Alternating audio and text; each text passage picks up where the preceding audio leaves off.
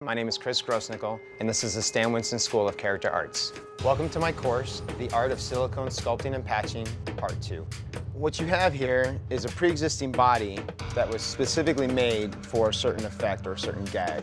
So what we're going to do is we're going to take that pre-existing body and make some of the wounds and the openings go away so you can use it for something else. Today we're going to nip and cut the high points on the wound, then we will clean the piece, followed by sealing it in with Cycle Paint, with our patch to follow, creating your sandwich effect.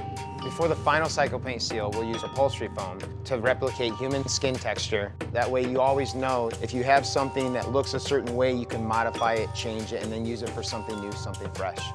I'm really looking forward to sharing my techniques with you, so let's jump in and get started.